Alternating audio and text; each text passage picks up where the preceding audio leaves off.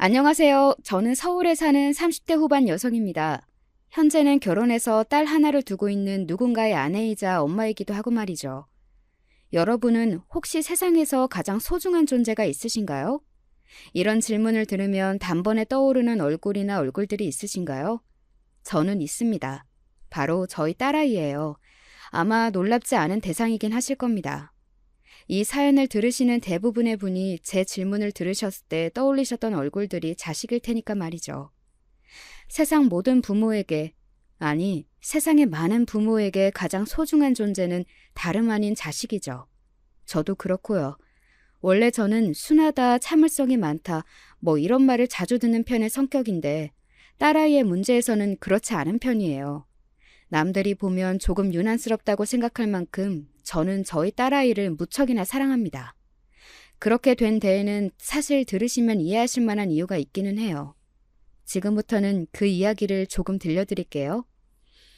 저는 남편과 직장 동료였습니다. 직장에서 만나서 연애하고 결혼했어요. 남편은 성품이 바르고 성실하기로 사내의 소문이 자자한 사람이었습니다. 게다가 인물도 좋아서 여자 직원들에게 인기가 참 많았어요.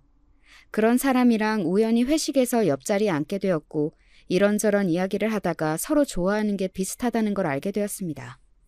사람이 취미나 좋아하는 것들, 그러니까 취향이 비슷하면 할 이야기가 많아지잖아요. 그래서 남편과 저는 그런 이야기를 나누면서 그 회식 이후로 급격하게 친해졌어요.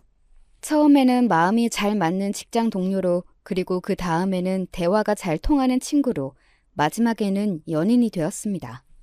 어느 날 남편이 저에게 이렇게 이야기했던 게 기억이 나네요. 혹시 나 같은 남자는 어때? 나 같은 남자라니? 무슨 관계의 남자를 말하는 건데? 남자친구로 나 어떠냐고. 그렇게 저와 남편은 연인이 되었어요. 주변에서는 굉장히 자연스럽게 받아들였습니다. 심지어 이렇게 이야기하는 사람도 있었으니까요. 둘이 아직 안 사귀고 있었어? 이미 사귀는 중인 걸로 알고 있었는데? 그러니까 우리는 국수 언제 먹나 그러고 있었는데? 하는 말 말이죠. 연애를 하면서도 죽이 참 잘 맞았어요. 그래서 큰 싸움 한 번 하지 않고 연애했고 결혼까지도 굉장히 자연스럽게 진행이 되었습니다. 집안 배경이나 기타 여러 가지 것들이 다 비슷했고 흔히들 이야기하는 비슷한 수준이었기 때문에 재고 따지고 그런 것들도 없었던 것 같아요. 물론 그렇지 않더라도 그럴 생각은 서로 없었을 거로 생각하지만 말입니다. 연애하고 결혼하고 그 모든 과정이 남들이 흔히들 이야기하는 정석 그 자체였어요. 그래서 모두 저희 부부를 부러워했습니다. 정말 완벽하게 잘 어울리고 맞는 커플인 것 같다고 말이죠. 저도 그렇게 생각했어요. 그리고 지금도 그렇게 생각하고 살고 있고 말이죠. 그런 저희 부부에게 한 가지 고민, 아니 속상한 일이 있었습니다. 왜 너무 잘 맞아도 아이가 들어서지 않는다는 말 들어보신 적 있으신가요? 저희 부부가 딱 그랬어요. 당신이 마음을 편하게 먹어야 해. 물론 그러기 힘들겠지만 그래도 마음을 편하게 먹어봐, 응? 나는 아이 없어도 정말 괜찮으니까. 남편이 그렇게 말해주었지만 그건 그거고 저는 정말 아이를 가지고 싶었거든요. 제 꿈의 중에 하나가 좋은 엄마였거든요. 그래서 저는 꼭 임신을 하고 싶었습니다. 하지만 그게 생각처럼 바란다고 해서 되지는 않더라고요. 병원에서도 아무 문제가 없다고 하고 여러 가지 좋다는 건 다 해봐도 아이는 들어설 생각을 하지 않았습니다. 그렇게 마음고생을 5년 넘게 하다가 생긴 아이였어요. 저희 딸아이가 말이죠. 그러니 얼마나 귀한 아이였겠어요?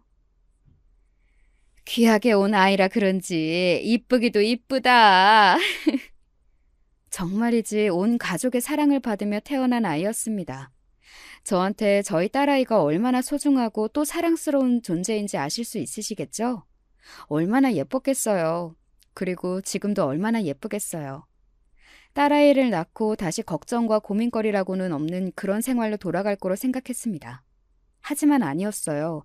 그 사이에 우리 가족 구성원에 변화가 생겼거든요. 지금부터는 제가 이곳에 사연을 쓰게 된 그 사람에 대한 이야기를 본격적으로 해보도록 하겠습니다. 이 사연의 주인공에 가까운 사람은 제가 아니라 사실은 제 동서입니다. 남편에게는 남동생이 하나 있었어요. 도련님은 제가 임신으로 한참 마음고생이 가장 심하던 시기에 결혼했습니다. 그것도 혼전 임신이었어요.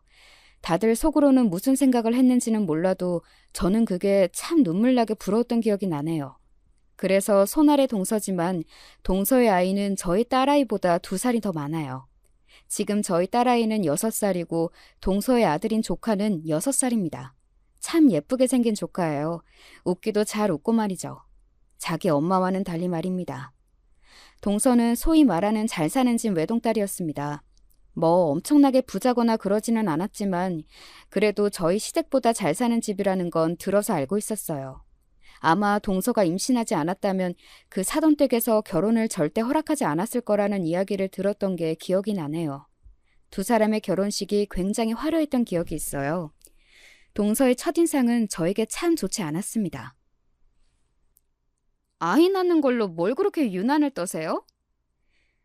제가 임신이 안 돼서 고생하고 있다는 이야기를 시어머니에게서 들었는지 아는 척을 하면서 그런 말을 하더군요. 결혼도 전에 말이죠. 시어머니는 나중에 저에게 말씀하시기로는 혹시나 저에게 상처가 되는 말을 동서도 모르게 될 수 있으니 조심해달라는 의미에서 제가 마음고생을 하고 있다고 이야기하셨다고 하더라고요. 하지만 동서는 그런 걸 배려할 생각이 없는 사람이었고 말이죠. 당연히 가장 아픈 부분을 아무렇지 않게 건드리는 사람에 대한 인상이 좋을 리 없었습니다. 하지만 제 생각보다 더한 사람이었어요. 동서는 말이죠. 대충 동서가 어떤 사람인지 아실 수 있는 일화 몇 가지를 들려드릴게요.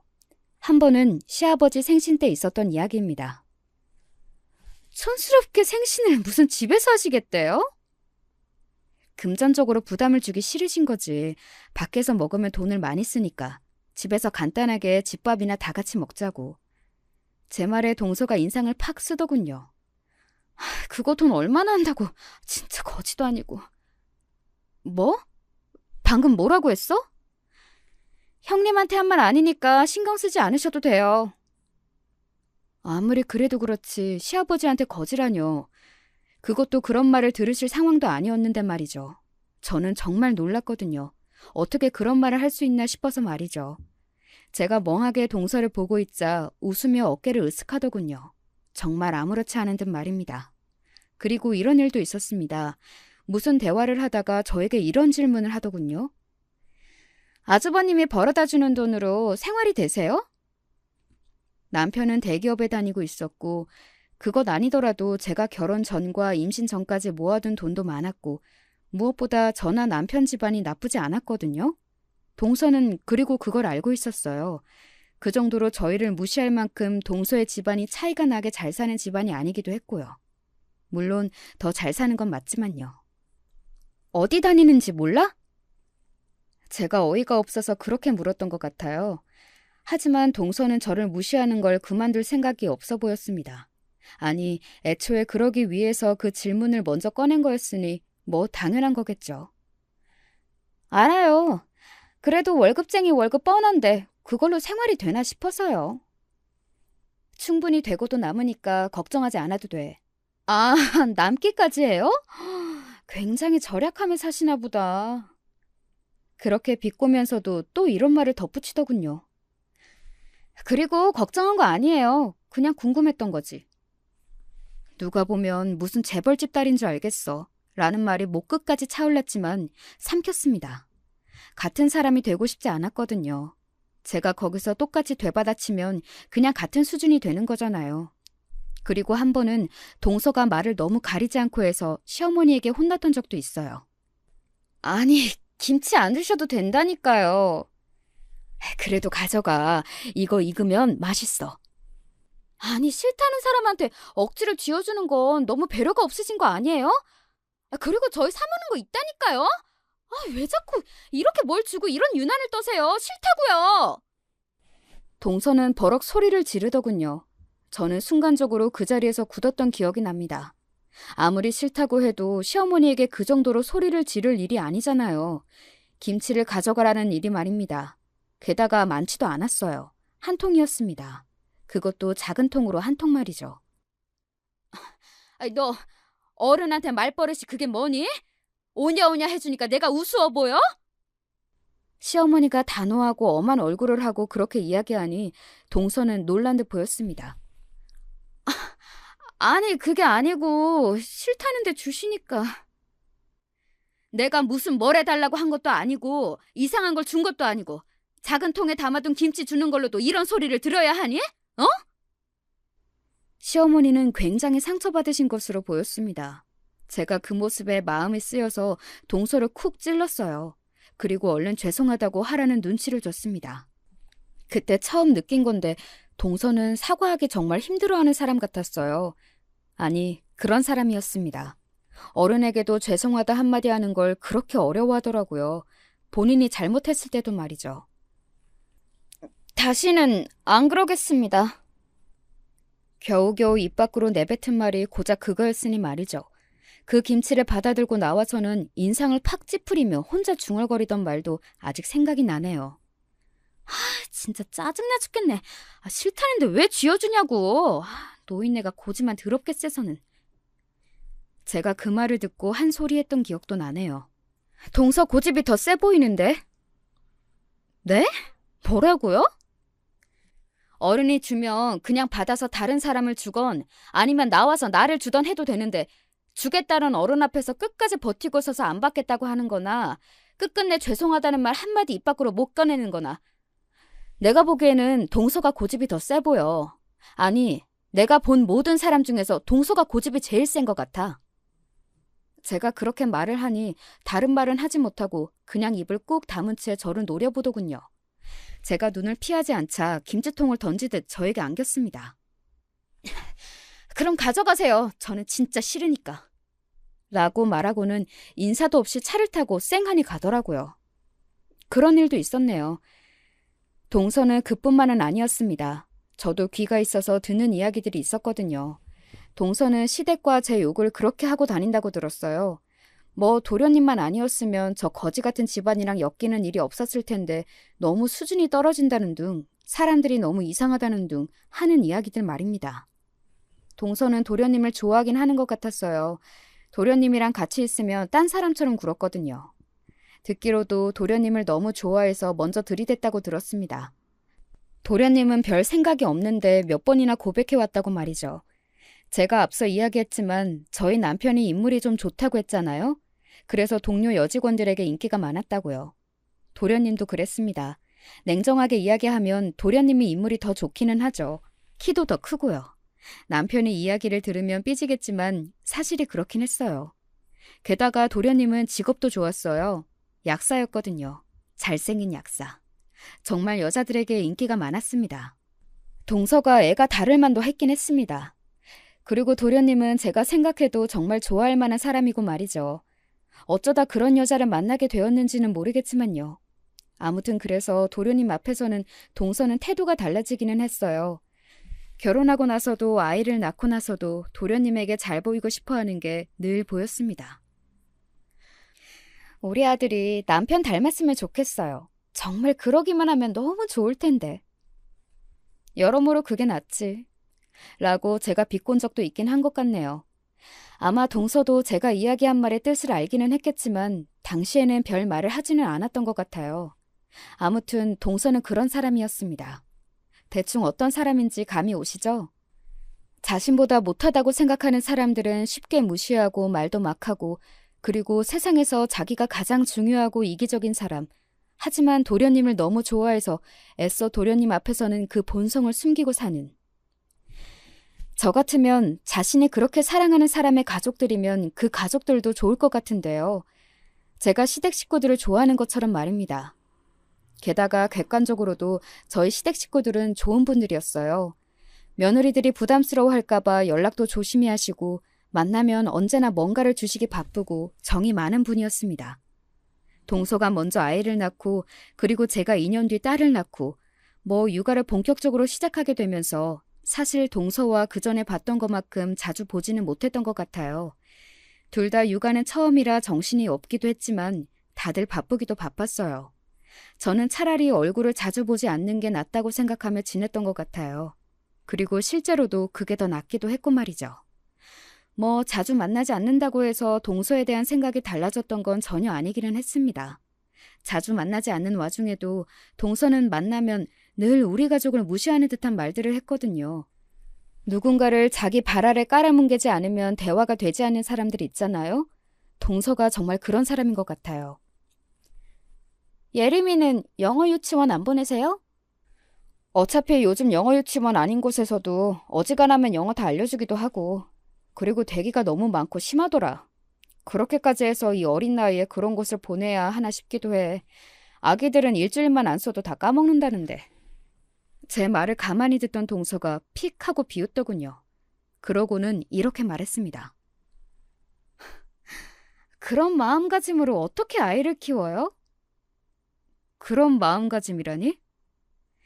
요즘 같은 경쟁 사회에서 뒤처지지 않으려면 남들보다 더 하지는 못하더라도 남들만큼은 해야 할 거 아니에요? 애를 위해서라도. 그게 아이를 위한 거라고 누가 그래? 그냥 어른들 욕심이라고 생각하는데 난. 결국 그런 한국에서 살게 되는 건 아이들이에요. 나중에 나는 왜 남들만큼 안 해줬냐는 원망 듣고 싶지 않으면 그냥 보내세요. 제가 예림이 불쌍해서 하는 말이에요. 내 딸 안 불쌍하게 생각해줘도 돼. 형님 생각하는 거 보니까 그럴 수 없어서 하는 말이니까 고깝게 듣지 마세요.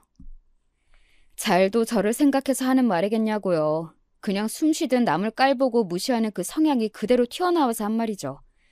저는 사실 아이를 너무 이른 나이부터 그렇게 경쟁으로 몰아붙이고 싶지는 않았습니다. 그건 남편도 저와 동의를 한 부분이었어요. 그리고 남편 또한 어차피 공부로 성공하는 사람은 상위 소수밖에 되지 않고 아이의 적성에 맞는지 아는지도 모르는 공부를 벌써 부모의 욕심으로 과도하게 시키느니 조금 여유를 가지고 생각해보자고, 정말 아이의 적성을 함께 찾아보자고 그렇게 이야기했었고 말이죠. 그래서 우영이는 영어 유치원 나와서 영어 잘한대요? 정말 어느 날 그게 너무 궁금해서 시어머니에게 물었던 기억이 납니다. 시어머니는 제 질문에 어이가 없는 듯 픽하고 웃으며 이야기하시더군요. 잘하기는 무슨, 맨날 애 잡았다고 하더라. 그래서 한 번은 하기 싫다고 울고 그랬대. 본인이 저렇게 싫어하는데 억지로 시킨다고 그게 머리로 들어가나? 내가 한 번 그만 보내는 게 어떻겠냐 했더니 나를 무슨 손주를 사랑하지도 않는 할머니 취급을 하길래 그냥 입 다물었다. 조카는 공부에 썩 소질이 없는 건지 하기 싫어하고 또 딱히 잘하지도 않는다고 하더군요. 그래서 동서가 아이를 굉장히 닥달한다고요. 조카가 불쌍하다고 생각했습니다. 그렇게 유난히 남과 자신을 비교하기를 좋아하는 엄마 밑에서 어떻게 클지 솔직히 눈에 훤히 보였거든요. 시어머니도 세세하게 이야기는 하지 않으셨지만 그 부분을 굉장히 염려하시고 있는 것 같았고 말이죠. 최대한 마주치지 않으려, 그리고 그런 대화 주제가 나오거나 하면 제가 입을 다물거나 자리를 피하는 걸로 동서와의 대화를 길게 이어가지 않았어요. 왜 그런 말이 있잖아요. 똥이 무서워서 피하냐, 더러워서 피하지 하는 말입니다. 제가 동서를 대하는 심정이 딱 그 심정이었거든요. 그냥 더러워서 내가 피한다. 동서는 저를 만나면 저를 무시하거나 저희 집을 무시하거나 늘 항상 무시하면서 자신이 저보다 잘난 걸 확인받고 싶어 했는데 제가 동서와 대화를 이어나가지 않고 본인을 아예 상대해주지 않자 그건 그거대로 화가 많이 난 듯 보였습니다. 점점 쌓여가는 게 느껴지기는 했어요. 언젠가 한번 폭발할 수도 있겠다 생각은 했었던 것 같아요. 그런 식의 폭발이 될 거라고는 꿈에도 상상조차 해보지 못했지만 말입니다. 오늘은 동서가 폭발하게 된, 제가 오늘 사연을 쓰게 된 결정적 계기가 되었던 그 사건에 대해 지금부터 이야기해 드릴게요. 동서는 그날 화가 많이 났습니다. 시어머니가 이런 말을 하셨거든요. 아이고, 나는 살다 예림이 같은 영특한 애는 처음 본다. 예림이가요? 뭘 보고 그러시는데요? 그날은 정말 오랜만에 가족들이 다 같이 밥을 먹기로 한 날이었습니다. 시아버지는 잠시 외출하셨었고 제 남편이나 도련님은 일을 마치고 오기로 해서 그 집에는 저와 시어머니, 동서, 그리고 조카와 저희 딸 이렇게 5이 있었어요. 아니, 글쎄 애가 책을 끼고 살아서 그냥 그런가 보다 했는데 조금 전에 내가 영특하다고 했더니 그 단어의 뜻을 애가 알더라고. 겨우 5살짜리가 영특하다는 말을 어떻게 알아들어? 저희 딸아이는 책을 정말 좋아했습니다. 하루 종일 책을 끼고 있었고 특히 언어에 관심이 많았어요. 영어는 물론 한자 같은 것도 좋아했습니다. 그냥 뭐든 읽고 보고 쓰는 것에 관심이 많은 아이였어요. 그건 저도 알고 있었습니다. 아니, 제가 엄마니까 가장 잘 알고 있었죠. 아유, 그리고 전에 둘째한테 들었는데 유치원에서도 칭찬이 자자하다며 예림이 똑똑하다고. 그건 그냥 유치원 선생님이 부모님들 기분 좋으라고 하는 말이죠. 뭐. 그리고 애비 자기 딸 일이라면 해볼래서 객관성도 없어요. 아유, 그래도 나는 오늘 보니까 예사 애는 아니야. 시어머니가 딸아이를 칭찬하면 할수록 동서의 얼굴이 어두워지는 걸 저는 알 수 있었습니다. 솔직히 동서가 뭐라고 신경을 정말 쓰고 싶지는 않았지만 동서가 본격적으로 골질을 하기 시작하면 결과적으로는 제 기분도 잡치기 때문에 만날 때면 동서의 기분을 살피게 되기는 했어요. 동서를 위해서가 아니라 제가 기분이 상하기 싫어서 말이죠. 동서의 표정이 좋지 않다는 걸 시어머니도 눈치를 챘고 시어머니도 아차하는 표정으로 입을 다무시더군요. 시어머니도 저와 비슷한 마음이셨을 겁니다. 동서가 입으로 무슨 말을 뱉을지 예상이 안 되는 사람이었으니 어지간하면 건들고 싶지 않았겠죠. 하지만 이미 늦었더군요.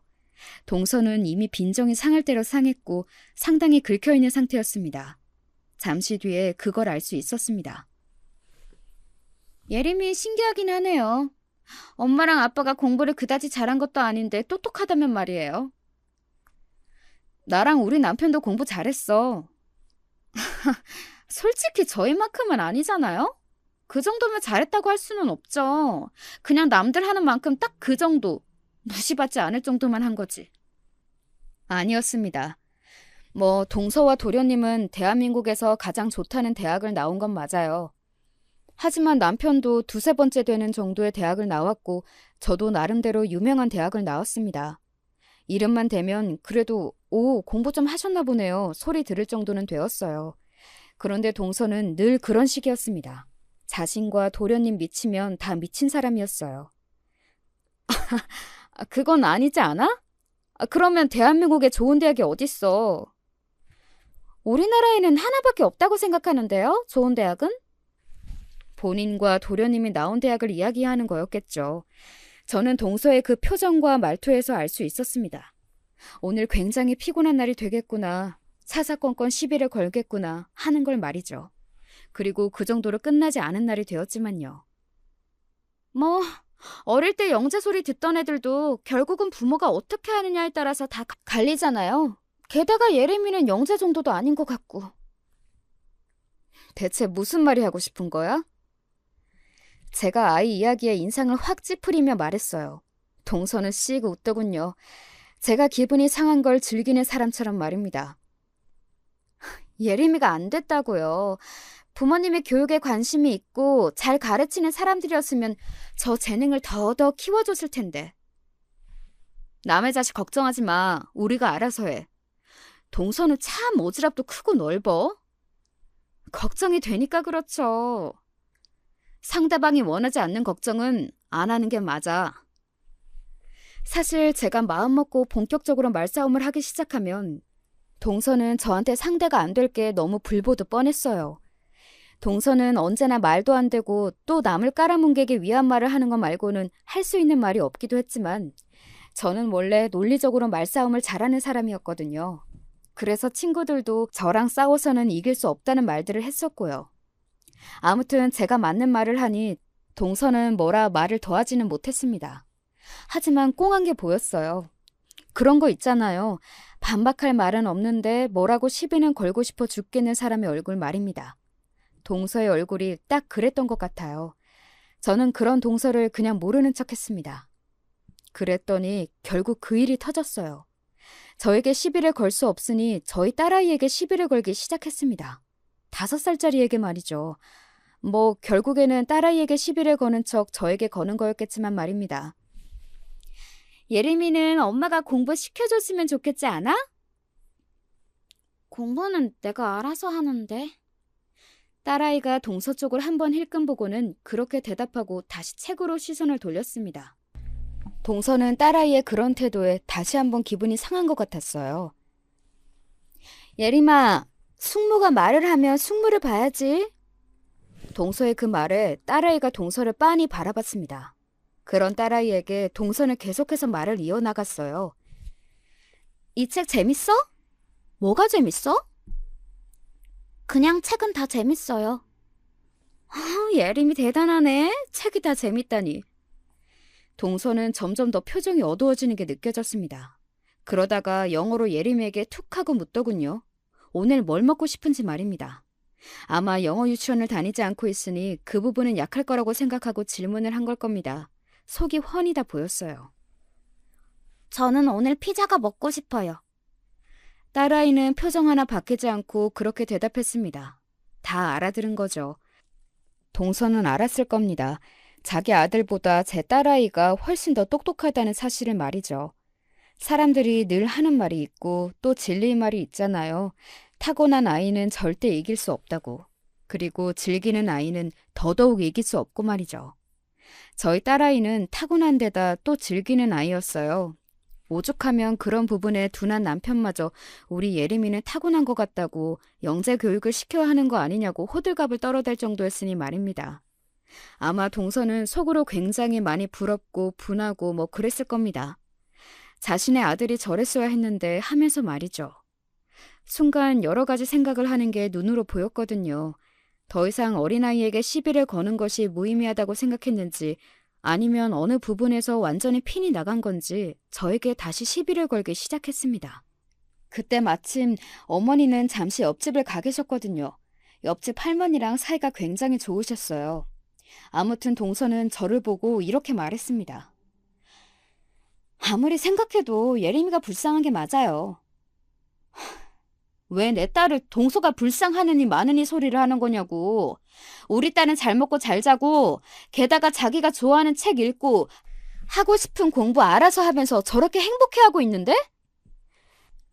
타고난 게 있는데 부모들이 지원을 제대로 해주진 못하니 하는 말이죠. 제대로 지원을 해주는 게 뭔데? 억지로 책상에 앉혀놓고 하루에 몇 시간 공부했나 체크하면서 뭐뭐 했는지 하나하나 다 간섭하는 거? 아이가 그러면 스트레스 받아서 오히려 공부에 흥미가 떨어질 거라고 생각하는데 나는? 동서의 표정이 확 구겨졌습니다. 네, 맞아요. 저는 동서와 조카 이야기를 하는 게 맞았습니다. 그리고 동서도 단번에 그 이야기를 하고 있다는 걸 알아차린 것 같았고요. 지금 저랑 우영이 이야기하시는 거예요? 왜? 동서가 그렇게 가르쳐서 우영이가 공부에 흥미를 잃었어? 제 그 말에는 동서도 아무 대답도 하지 못하더군요. 제 앞에서 그 사실을 죽어도 인정하고 싶지는 않았을 겁니다. 게다가 저희 딸이 타고난 천재라는 걸 알아차린 지금에서는 더더욱 말입니다. 자존심이 그걸 용납하지 않았을 테니까요. 아니, 그래도 저는 할 말은 해야겠어요. 언제는 안 한 것처럼 이야기한다. 동서 할 말 참은 적 있어? 언제? 제가 콧방귀를 뀌며 그렇게 이야기하니 동서는 얼굴이 벌겋게 달아오르더군요. 그리고 약간 격양된 표정과 목소리로 저에게 이렇게 말했습니다. 이 말이 제 이성을 잃게 했던 것 같아요. 그리고 동서와 가족으로 지낼 수 없겠다는 생각도 말이죠. 예림이도 결국에는 무식하게 클 거예요. 뭐, 무식? 부모가 무식하면 대부분 자식도 그렇게 크잖아요. 예림이도 결국은 형님처럼 공부 안 해서 그저 그런 대학을 나와서 이렇게 집에서 살림이라는 망한 인생을 살겠죠. 그 말에 대체 막말 포인트가 몇 개인지 지금 생각해봐도 어이가 없어서 웃음이 나올 지경이네요. 일단 저와 남편을 무식하다 했고, 그리고 제가 집에서 살림만 하는 것을 보고 망한 인생이라고 했고, 그리고 예림이도 앞으로 그렇게 살게 될 거라고 저와 저희 딸을 동시에 굉장히 무시한 거잖아요. 이성이 툭 하고 끊어지는 기분이 들었습니다. 저는 무표정으로 가만히 동서를 바라봤어요. 그리고는 이렇게 말했습니다. 동서 부모님은 굉장히 몰상식하고 예의라고는 없고 막말 여기저기 하고 다니는 인간 말종인가 봐? 뭐라고요? 제 그 말에는 또 버럭 화를 내더군요. 본인이 한 말은 전혀 생각하지 않고서는 말이죠. 그렇잖아. 자식은 부모의 거울이라는 말을 하고 싶었던 거 아니야? 그런데 동서가 이런 사람이라면 동서의 부모님도 안 봐도 뻔하다는 이야기를 한 건데 지금 나한테 한 이야기랑 동서가 나한테 들은 이야기랑 뭐가 다른데? 왜 화를 내? 설마 붕어도 아니고 방금 본인이 뱉은 말을 까먹은 건 아니지? 그런 제 말을 듣고는 동서는 또 한동안 이를 악물 뿐 아무 말도 하지 못했습니다. 무슨 말을 할 수 있겠어요? 논리적으로 제 말이 다 맞는 말인걸요. 그리고 나도 걱정되니까 한마디 더 얹을게. 나는 동서가 주제넘게 남의 집 자식 걱정할 시간에 본인 자식이나 걱정을 좀 했으면 좋겠어. 우리 우영이가 뭐요? 이런 인성을 가진 엄마 밑에서 크는 애가 얼마나 잘 자라겠어? 남 무시하고 남한테 포근하고 그런 것만 배우지 않겠어? 요즘 같은 세상에 남한테 그렇게 하면 학교 폭력인 거 알지? 그러니까 애 앞에서 그렇게 막 굴지 마. 그대로 다 배우고 똑같이 행동해. 동서는 정말로 욱한 듯 보였습니다. 뭐 그러라고 한 말이었어요. 야, 말 다 했어? 아직 덜 했으면 뭐 더 들을래? 나 아직 할 말 많은데? 동서가 좀 인간이 덜 됐어야지. 동서는 그렇게 이야기하며 제 머리채를 잡았습니다. 사실 거기서 끝난 거였어요. 아무리 사이가 좋지 않은 동서지간이라고 하더라도 상대에게 물리적인 폭력을 행사한 순간 그냥 그 가족은 끝난 겁니다. 그게 저에게는 동서가 저한테 더 이상 가족으로 살지 않겠다고 말하는 거나 마찬가지였어요. 그리고 저는 잘못한 게 없고 남편과 시댁과 잘 지내고 있으니 이 집에서 나가야 하는 건 당연히 동서였고 말이죠.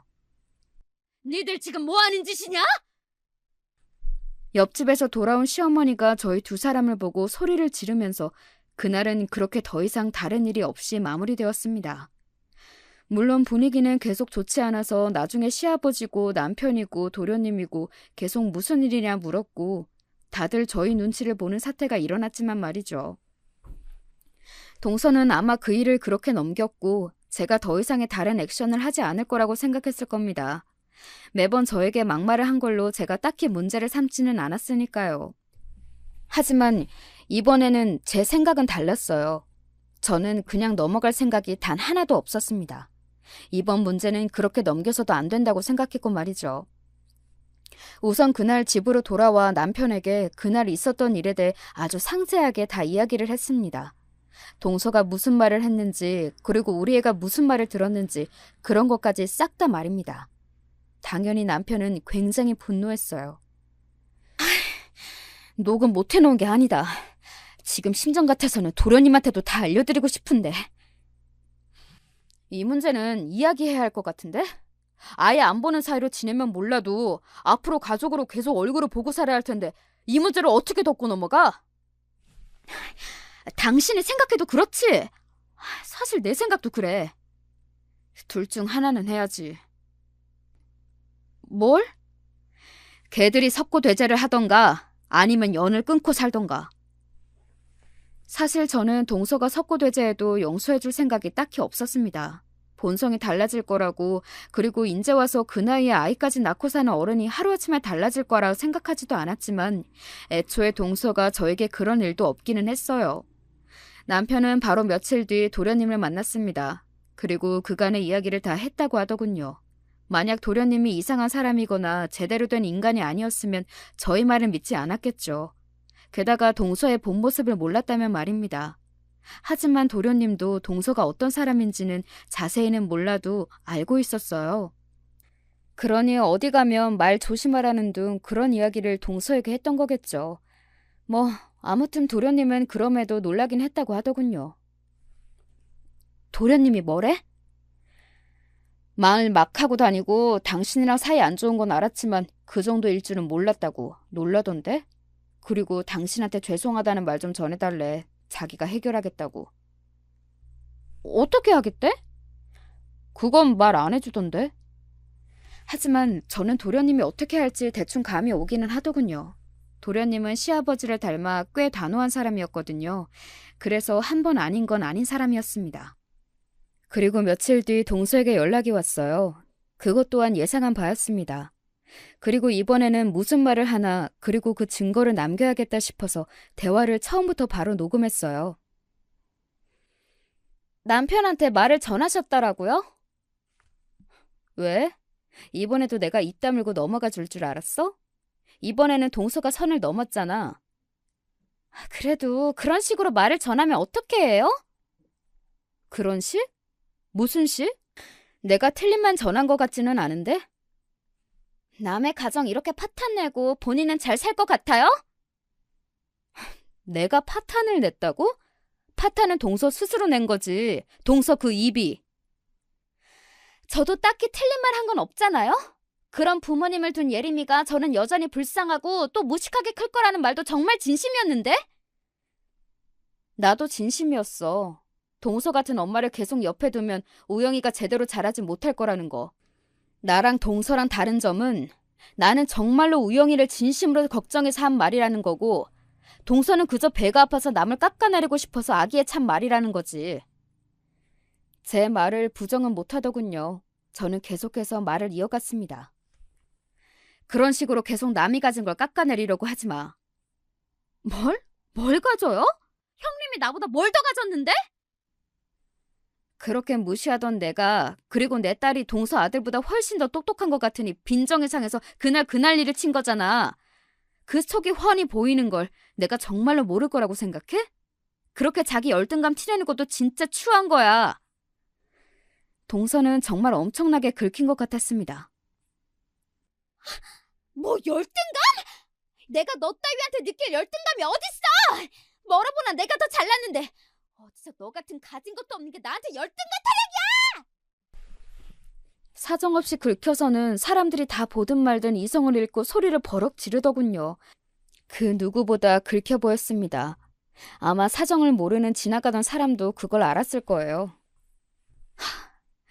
누가 보면 엄청나게 잘난 집안에서 태어난 엄청나게 잘난 딸인 줄 알겠어. 뭐라고요? 동서, 늘 말하고 다니는 거 보면 정말 본인이 어마어마한 집안딸, 재벌딸쯤으로 이야기하고 다니면서 남 무시하잖아. 사람들 속으로 다 비웃는 거 알지? 그 정도는 아닌데 하면서. 하긴 자기 이야기는 자기가 제일 늦게 들으니 모를 수도 있겠다. 진짜 다들 무시하거든? 그니까 추하게 그만해. 동서는 부들부들 떨었습니다. 그리고 다시 한번 소리를 지르며 제 머리채를 잡았어요. 야! 이년이! 내가 너 죽여버릴 거야! 이렇게 말이죠. 그리고 저는 그날의 대화 녹음본을 그대로 도련님에게 보냈습니다. 그리고 시댁 어르신들에게도 돌려드렸어요. 당연히 시댁 어르신들은 분개하셨고 도련님을 불러 이혼을 하라고 하셨습니다. 그런 며느리한테 자신의 소중한 손자를 맡길 수 없다고 말이죠. 도련님은 이미 이혼을 준비 중인 상황이었고요. 형수님 죄송합니다. 도련님이 저한테 잘못하신 건 없는데요. 그래도요, 제가 중간에서 잘해야 했는데. 도련님은 그렇게 고개를 숙여 저한테 사과했고 또 감사의 인사를 했습니다. 제가 보낸 녹음본과 증언으로 양육권을 가져올 수 있을 것 같다고 말이죠. 보통 양육권은 엄마가 유리한 경우가 많은데 여러 가지 증거로 자신이 가져올 수 있게 될 것 같다면서요. 그리고 본격적으로 두 사람은 이혼 절차를 밟기 시작했습니다. 동서는 그날 이후로 저에게 따로 전화해 오거나 만나자는 이야기는 하지 않았어요. 제가 그날의 대화를 다 녹음했다는 걸 알게 되었으니 만나자 할 수 없었던 거겠죠. 저한테 사과를 할 일은 만무하고 또 따지러 오는 걸 텐데 그게 자신에게 늘 불리한 내용이었으니까 말입니다.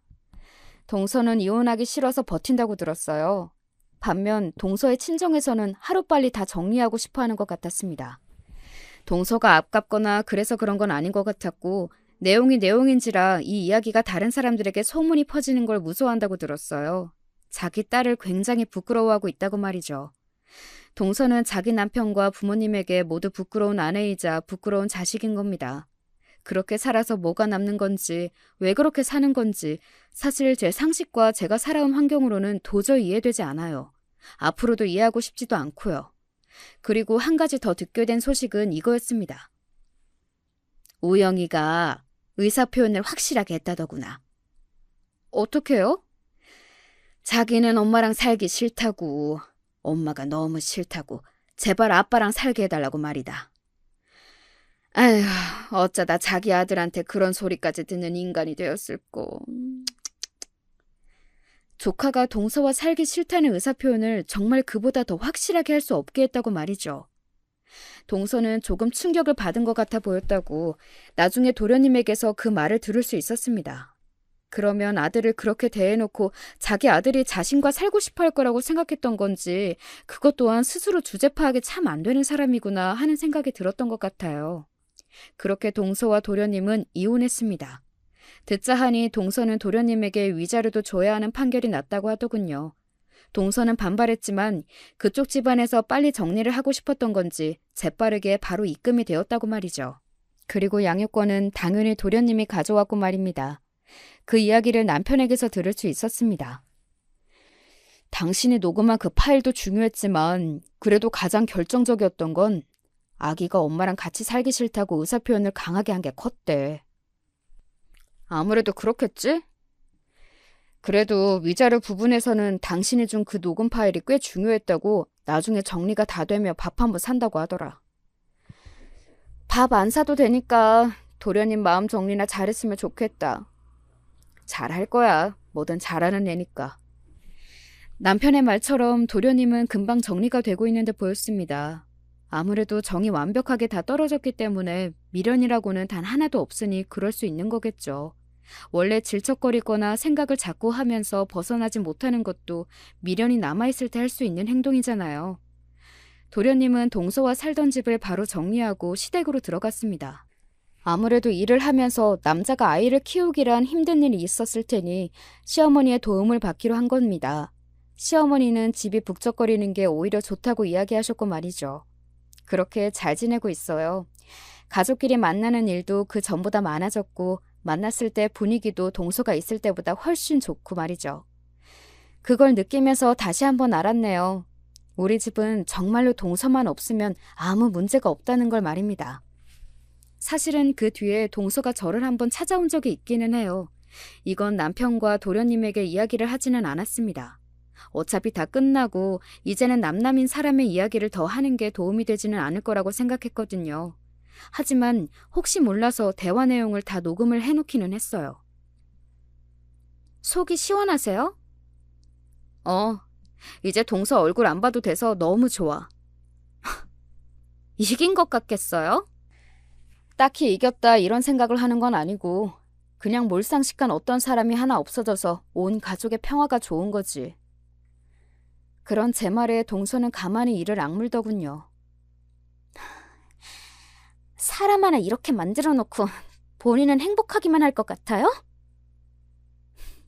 지금 뭔가 단단히 착각을 하고 있는 것 같은데 동서를 그렇게 만든 건 나도 아니고 다른 그 어떤 사람도 아니야. 동서 스스로지. 동서가 그런 말과 행동을 하지 않았다면 그냥 남들만큼만 예의가 있고 배려가 있고 생각하는 사람이었다면 절대 이런 일은 일어나지 않았을 테니까. 누군가를 원망하고 싶으면 동서 자신을 원망하는 게 맞지. 나는 왜 이 정도밖에 안 되는 인간인가 하고. 제 그 말에 동서가 이를 악무는 게 느껴졌습니다. 그러는 본인은 굉장히 좋은 사람인가 보네요? 한 가지 확신할 수 있는 건 동서보다는 좋은 사람이라는 거야. 그리고 적어도 나는 늘 뭔가를 잘못하면 반성할 줄도 알고 자신을 돌아볼 줄도 알아. 하지만 동서는 그런 줄 모르는 사람이라는 게 동서의 가장 큰 문제점이지. 동서는 그 누구를 만나도 어느 순간에도 결코 행복해질 수 없을 거야. 그렇게 언제나 남을 깎아내리는 사람은 절대 행복해질 수 없거든. 늘 누군가의 행복을 시기할 테니까. 제 그 말 이후로도 동서는 느끼는 바가 전혀 없는 건지 말도 안 되는 소리들을 중얼중얼 늘어놨지만 별 의미 없는 말들이라 다시 언급할 가치도 없다고 생각합니다. 뭐 너도 잘못했고 자기는 억울하고 대충 그런 말들 뿐이었어요. 그렇게 동서와 저의 만남은 지금까지는 그게 마지막 만남입니다. 아마 언젠가 다시 만날 수도 있겠죠. 세상은 생각보다 좁으니까요. 게다가 동서가 아직 도련님에게 미련이 한가득 있어 보이니 저희 집안에 대한 관심이 계속될 테니까요. 저는 도련님이 언젠가 재혼할 거로 생각하는데 그때쯤 한 번 더 나타나서 진상짓을 하지 않을까 싶어요. 뭐 예상이지만요. 하지만 동서는 충분히 그럴 수 있는 사람이기는 해요.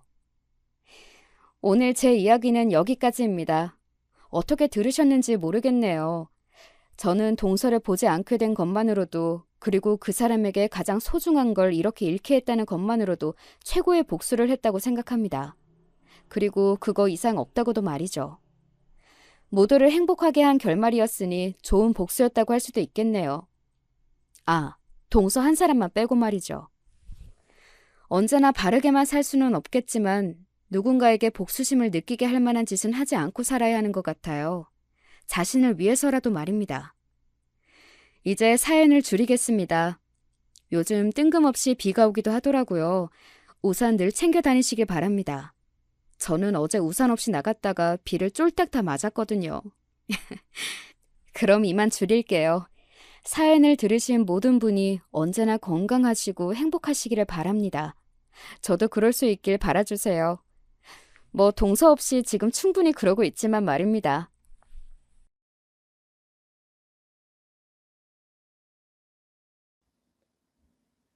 안녕하세요. 저는 과거를 뒤로한 채 열심히 앞을 보며 살아가고 있는 여자입니다. 여러분은 학창 시절에 어떤 기억이나 추억을 가지고 계세요? 저는 중학교 때 억울하게 왕따를 당했어요. 질 나쁜 애들이 절 거짓으로 모함하면서 저에 대한 어처구니 없는 소문들을 만들어냈었거든요. 지금 생각해보면 황당하기 짝이 없는 내용들이었지만 시대가 나름 옛날이었던 점과 사춘기 학생들의 사고방식이 무모하다는 점을 보자면 충분히 다들 선동당할 수 있었던 듯 싶네요. 단순히 제가 마음에 안 들었던 못된 애들에 의해서 제 중학교 시절은 완전히 악몽으로 물들었었죠. 그러다가 중학교를 졸업하기 전에 결국 크게 사달이 났었고요. 학교에서 큰 영향력을 행사하던 무리가 있었는데 어느 날 절 따로 불러냈었어요. 야, 박채원, 너 고등학교는 딴 지역으로 갈 거라면서? 너희 반 애가 그러대. 아무도 널 모르는 곳으로 가서 착하고 순진한 척하면서 거기 애들 다 속이려고 그러는 거지? 너 진짜 치밀하고 계획적이다. 너같이 음흉한 년은 지금이라도 우리가 밟아줘야 돼. 그래야 코가 납작해지지. 대체 내가 뭘 잘못했다고 이러는 거야? 더 뒷말이 나올까봐 내가 그간 가만히 있었던 것 뿐이지. 내가 진짜로 잘못을 저질렀기 때문에 여태 아무 소리 안 했던 게 아니야.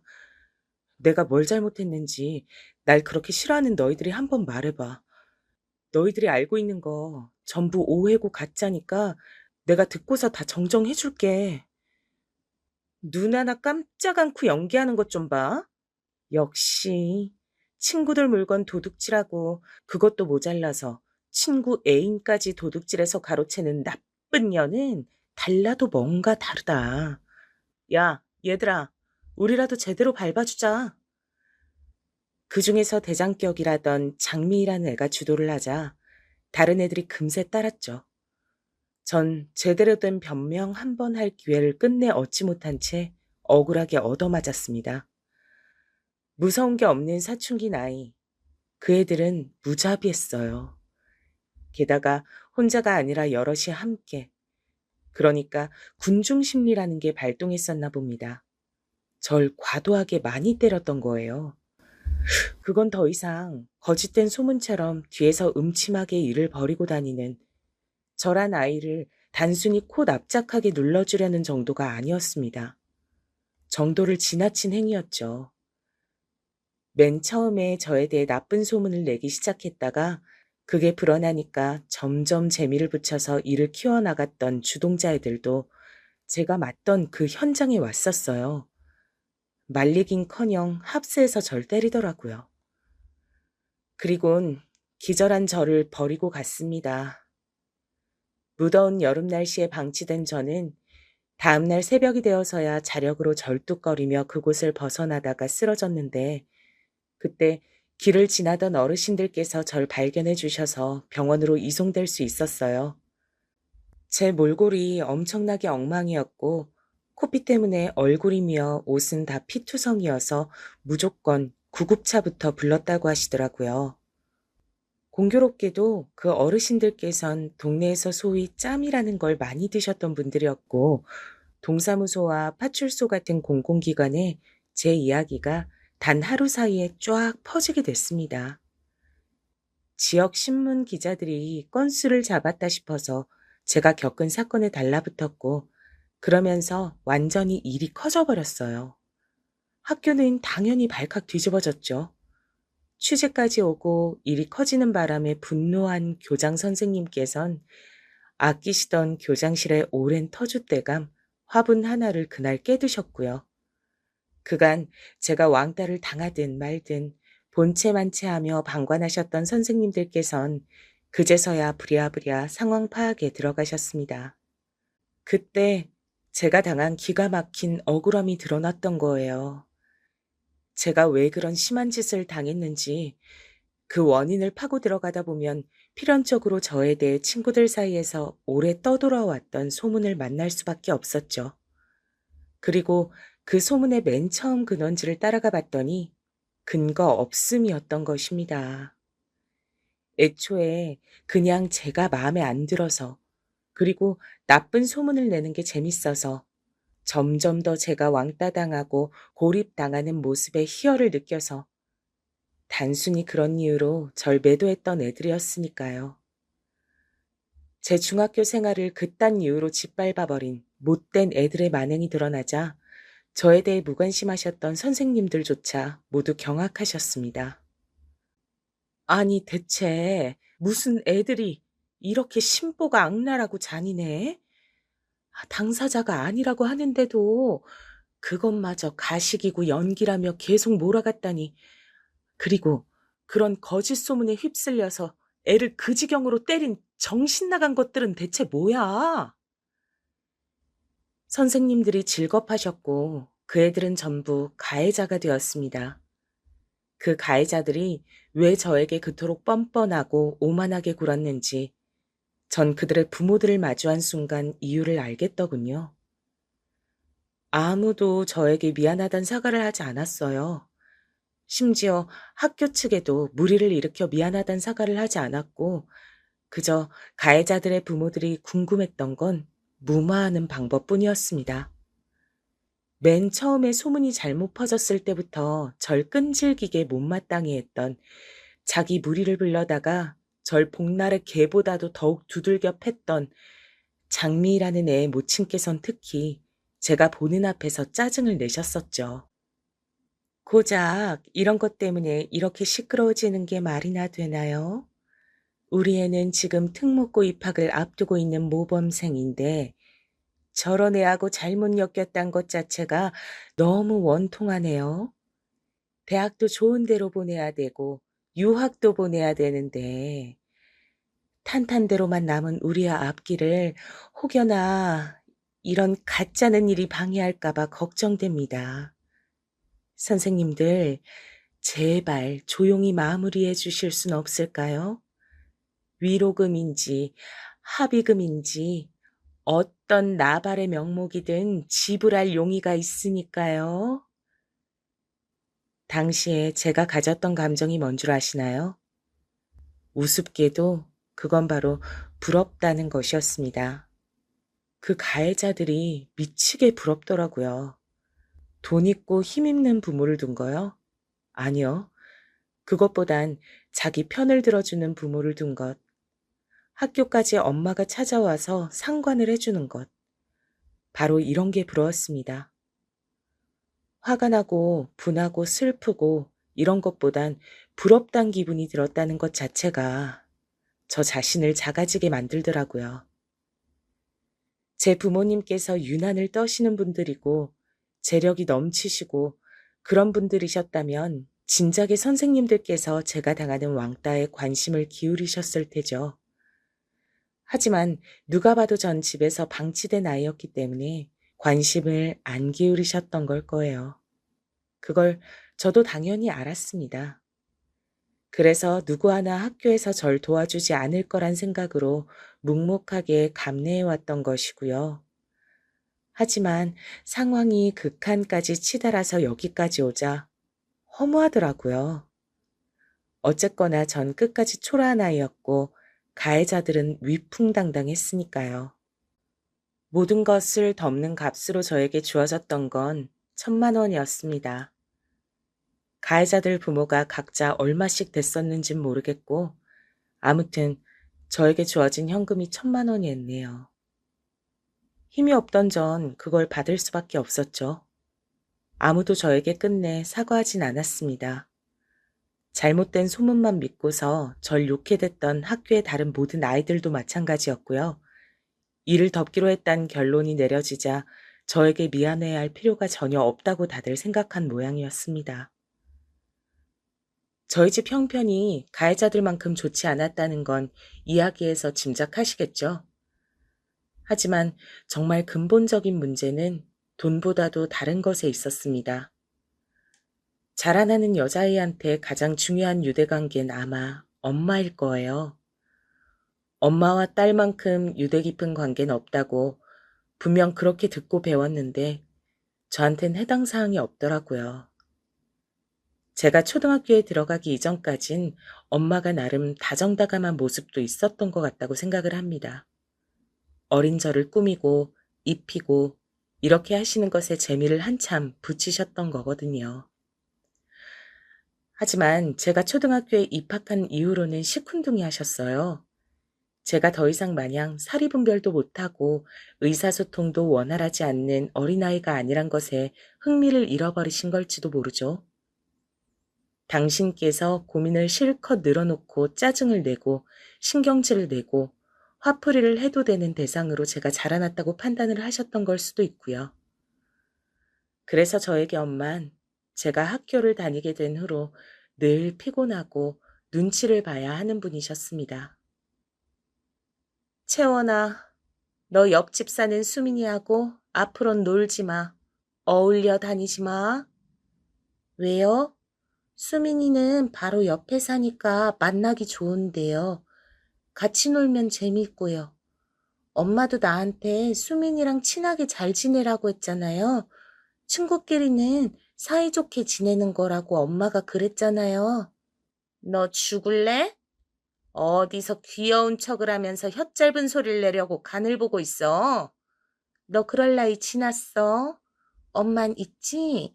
네 나이 때 이미 걸어서 1시간 넘게 걸리는 곳까지 심부름 다니고 그랬었어. 네 외할머니가 엄마를 얼마나 못 잡아먹어서 안달이었는지 알아? 엄마가 고생했던 거에 비하면 채원이 넌 천국에서 살고 있는 거야. 행복해서 미쳐야 정상인 거야. 아, 알았어요. 죄송해요. 귀여운 척 하려고 한 거 아닌데. 정말 아닌데. 앞으로는 안 그럴게요. 옆집 수민이는 걔 엄마가 이상한 사람이야. 애한테 왜 자꾸 비싼 메이커 신발을 신겨?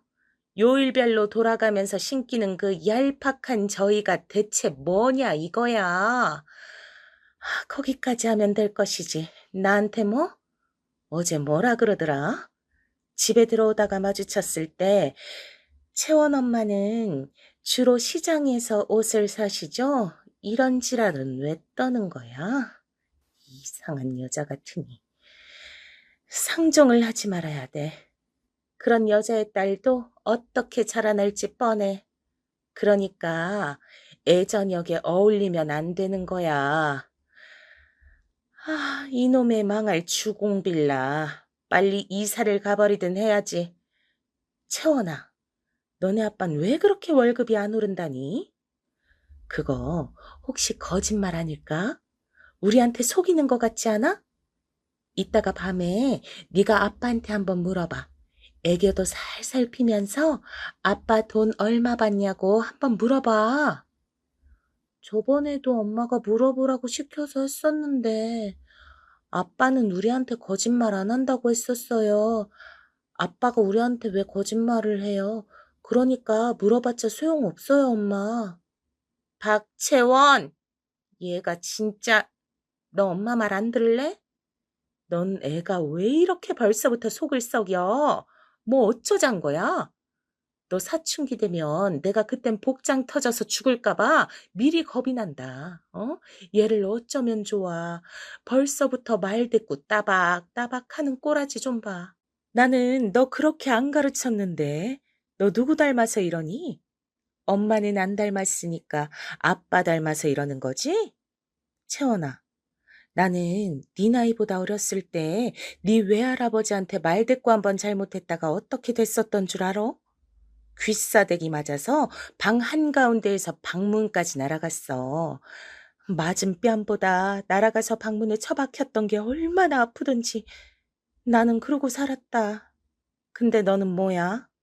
네가 얼마나 화목한 가정 안에서 행복하게 살고 있는데 그걸 감사해 할 줄 모르면 엄마가 앞으로 어떻게 널 키워? 응? 죄송해요. 제가 잘못했어요. 다시는 함부로 말대꾸하지 않을게요.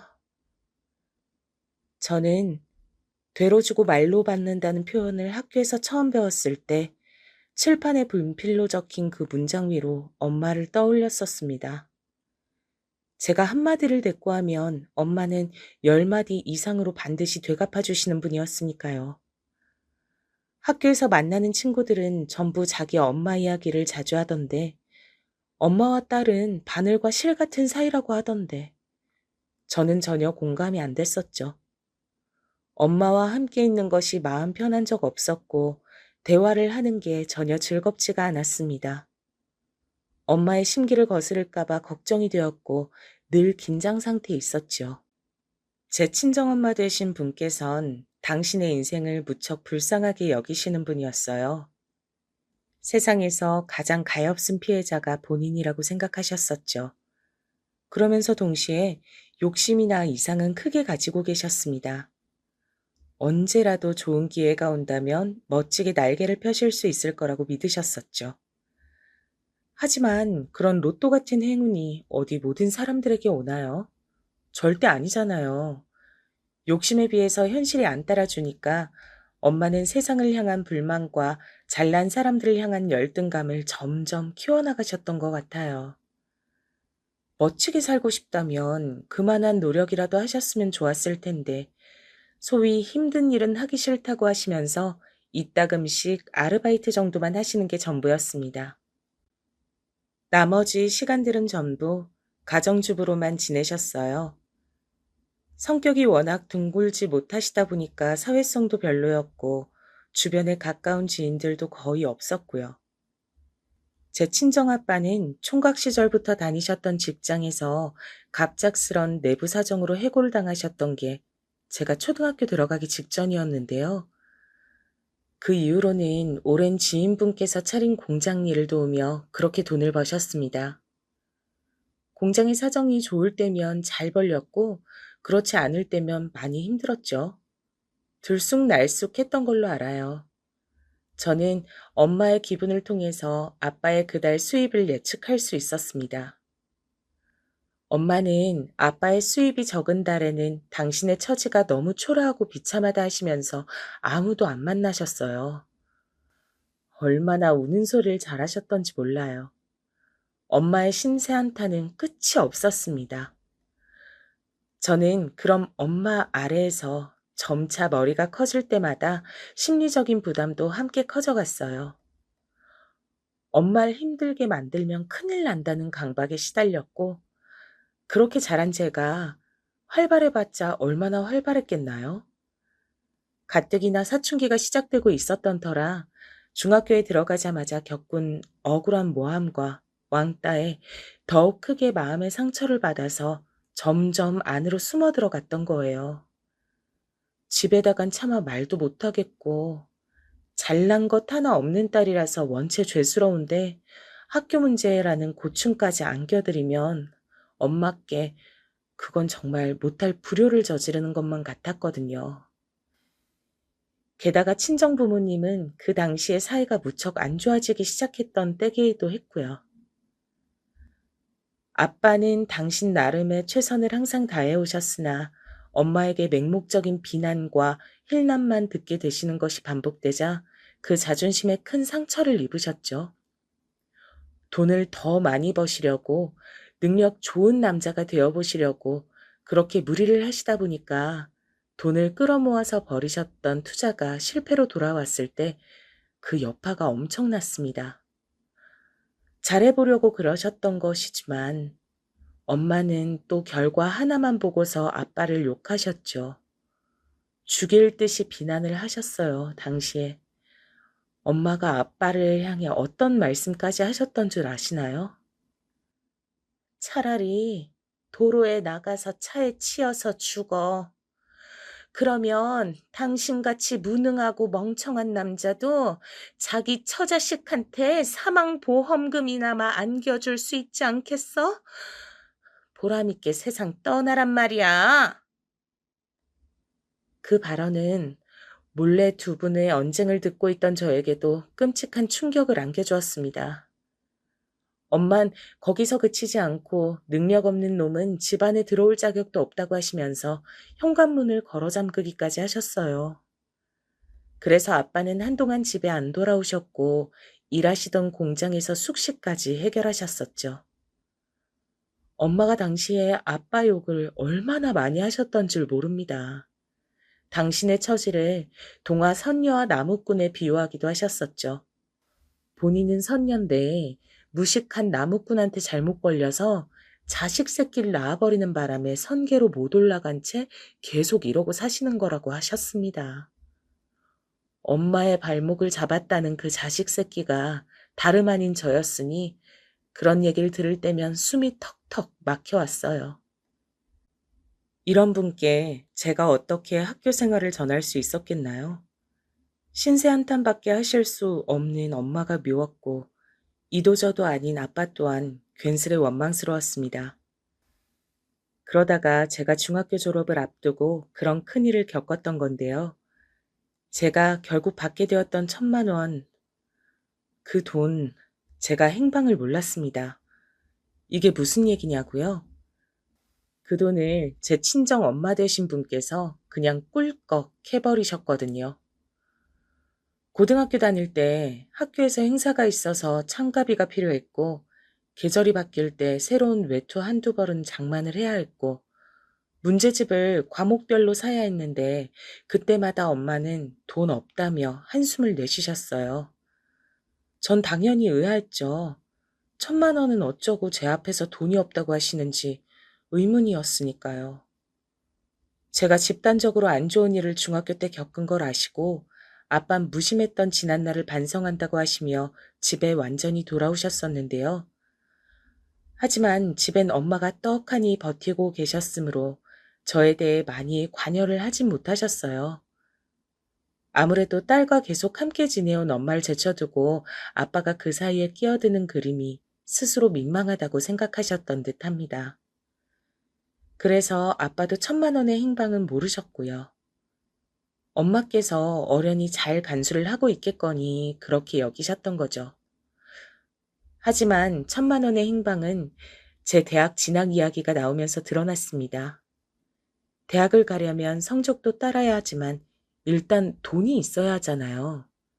저는 중학교 시절에 비하면 그야말로 천국 같은 고등학교 생활에 감사하며 소중한 시간들을 헛되이 보내고 싶지 않다는 생각으로 공부를 정말 열심히 했거든요. 기초가 부족해서 혼자 열심히 하는 것엔 한계가 있었으나 그래도 어떻게든 붙잡고 매달렸어요. 좋은 대학에 가면 분명히 부모님도 기뻐하실 테니까요. 못난 자식이 그렇게라도 효도하고 싶었죠. 그래서 저는 제법 괜찮은 대학들에 지원해 볼 성적 수준까지 도달했는데요. 그런 곳들은 대개 학비가 많이 들었습니다. 하지만 그 1,000만 원이 있으니까 일단 등록금부터 해서 대학 첫 단추는 무리 없이 끼울 수 있을 거라고 믿었던 거예요. 학교 선생님과 상담한 것을 토대로 지원 대학 목록을 작성한 저는 그걸 엄마께 보여드리며 대략적인 금액 얘기도 꺼냈었어요. 그러자 엄마께서는 그 종이를 팍 치워버리시더니 이렇게 말씀하셨죠. 내가 아주 유용하게 잘 썼으니까 아깝단 생각은 할 필요 없어. 아무튼 넌 그 돈 믿고서 대학 갈 생각을 했다면 계획을 다시 짜놓는 게 좋을 거야. 알았어? 어렸을 때부터 친정 엄마의 그 어떤 고압적인 태도 앞에서도 말도 안 되는 억지스러운 잔소리 앞에서도 그리고 중학교 때 극심한 따돌림을 당하면서도 저는 제 몸이 덜덜 떨린 만큼 미칠 듯한 분노를 느껴본 적이 없었습니다. 그래서 그 순간에 제 스스로가 낯설더라고요. 심장이 엄청 빨리 뛰는데 반면에 머리는 차가워지고 손이 막 떨리는 이상한 감각이었어요. 그리고 저는 저도 모르게 외쳐버렸죠. 엄마, 어떻게 그러실 수가 있어요? 그 돈이 어떤 돈인데요? 시궁창으로 처박힌 제 3년의 대가가 바로 그 돈이에요. 그 돈. 그냥 1,000만 원 아니에요. 제가 죽을 만큼 힘들었던 거 견뎌내고 간신히 죽지 않고 버텨냈던 값이란 말이에요. 그런데 그 돈을 써버리셨다고요? 저한테 상의도 없이요? 왜요? 대체 엄마가 뭔데 마음대로 해요? 너 내 딸 맞니? 네가 지금 잠깐 정신이 어떻게 돼서 이러나 보다. 머리 식히고 감정 가라앉히고 나면 다시 정상으로 돌아올 거야. 가서 눈 좀 붙여. 싫어요. 제가 왜 그래야 되는데요? 너 진짜 미쳤어? 안 그러던 애가 갑자기 왜 이래? 너 네 엄마가 불쌍하지도 않아? 그깟 1,000만 원 쓴 거 가지고 하나뿐인 딸한테 이런 취급이나 당해야 되는 내가 불쌍하지도 않다면 너는 냉혈한이야. 내가 얼마나 힘들게 살아왔는지 네가 잘 모르니까 지금 이럴 수 있는 거야. 이 철없는 거사. 힘들게 사셨다고요? 네. 그래서요? 그런데 뭐 어쩌라고요? 지겨워 죽겠어요. 엄마 때문에 제 인생도 내내 힘들었는데 이 정도면 엄마나 저나 비슷한 거 아닌가요? 엄마 혼자 불쌍한 사람인 척하는 거 제가 보기엔 정말 어이없어요. 내놔요, 1,000만 원. 엄마가 진짜 제 친엄마가 맞다면 지금 1,000만 원 내놓으셔야죠. 그 돈이 없다는 건 말이 안 되니까요. 너 누구야? 내 딸이 절대 이럴 리가 없는데 너 혹시 악마야? 귀신이야? 아니면 사탄이야? 내 딸 얼굴 가죽을 뒤집어 쓰고 웬 미친 괴물이 내 딸 행세를 하고 있구나. 너 이리 와. 내가 퇴치해 줄 테니까. 거친 숨을 몰아쉬던 엄마가 대뜸 제 머리채를 잡아 뜯으셨어요. 그리고 제 뺨을 때리셨고 쓰러진 저를 발로 걷어 차셨죠. 그때 저는 놀랍게도 웃고 있었던 것 같아요. 그냥 입가에 웃음이 걸리더라고요. 왜 바보처럼 엄마의 말 한마디면 무서워서 벌벌 떨고 납작 엎드리고 매사에 눈치를 보고 그렇게 살았던 것인지.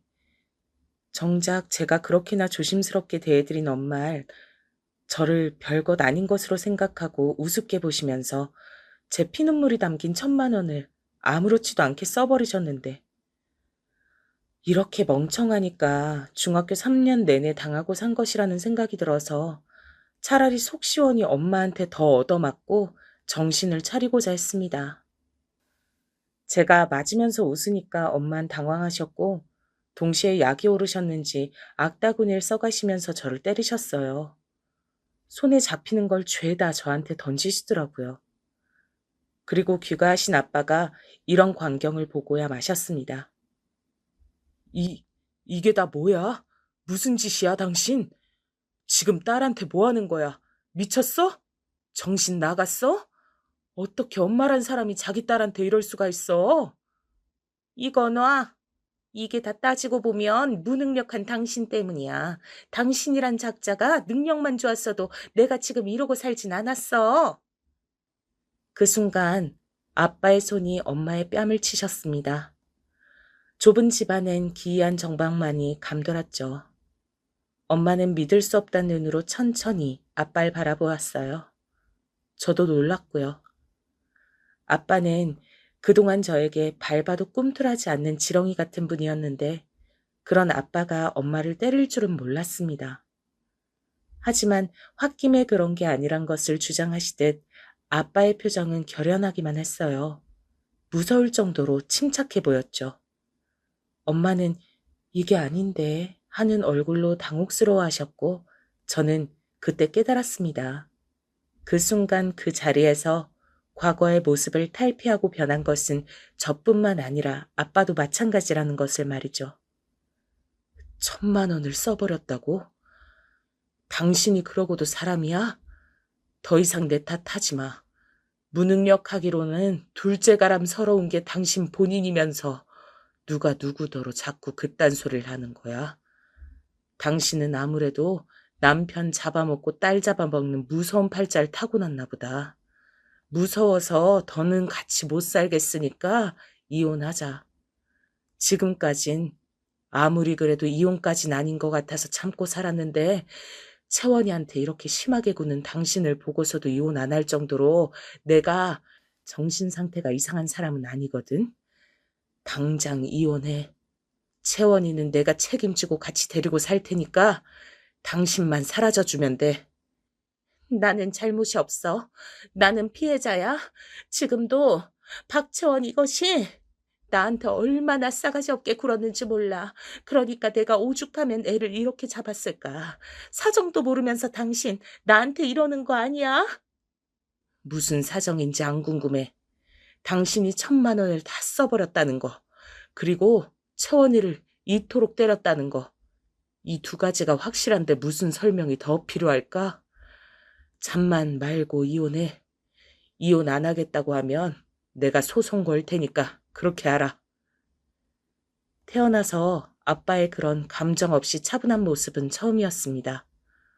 엄마의 눈치를 살피지도 않으셨고 그저 꿋꿋하셨죠. 엄마는 억울하고 미치겠어서 이혼은 절대 안 된다며 이를 박박 가셨고 결국 이혼 싸움으로 번졌습니다. 아빠는 자기만 믿으라고 하시며 제 앞에서 눈물을 보이시더니 무릎을 꿇으셨어요. 아빠, 왜 이러세요? 저한테 무릎은 왜 꿇어요? 이러지 마세요. 내가 너한테 정말 면목이 없다. 못난 아빠라서 미안하다. 딸이니까 아빠보다야 엄마의 손길과 품을 더 친근하게 여기겠지 싶어서 너를 네 엄마와 지내도록 내버려 두었어. 네 엄마가 얼마나 예민하고 제멋대로인 사람인 줄 내가 알면서도 너를 네 엄마에게 맡겨두었으니 내 죄가 크다. 전부 내 잘못이야. 네가 중학교 때 그런 심한 일을 당했다는 거 뒤늦게 알고 나서 집안에 신경을 많이 써보려고 했지만 생각만 그랬을 뿐 정작 용기가 나지 않아서 그러지 못했다. 못난 나를 용서해라 채원아. 정말로 미안하구나. 아빠의 진심 가득한 사과 앞에서 저는 숨이 넘어가도록 오열했습니다. 그간 엄마 때문에 고통을 당해온 사람은 저뿐만 아니라 아빠도 마찬가지였죠. 아빠도 힘드셨을 거라서 절 잘 챙기지 못하실 걸 충분히 이해한다고 머리로는 생각하고 있었는데 마음으론 아니었나 봐요. 아빠가 사과를 해주신 순간 그간의 모든 서름이 제 가슴 속에서 터져나왔습니다. 마음속 깊숙이 감추어두었던 서러움들이 그냥 밖으로 터져나와서 죄다 녹아버렸어요. 아빠와 서로를 붙잡고 한참 울었습니다. 전 새롭게 인생을 살기 위해 남은 수험 기간을 공부에만 매진하며 보냈고 기존에 예상했던 것보다 좋은 대학에 들어갈 수 있었어요. 아빠는 수중의 돈을 끌어모아서 절 대학에 보내주셨습니다. 걱정 말고 대학 생활을 즐기라고 해주셨죠. 저는 꿈같은 기숙사 생활을 하면서 대학교를 다녔어요. 그러는 동안에 부모님은 드디어 이혼 싸움의 마침표를 찍으셨습니다.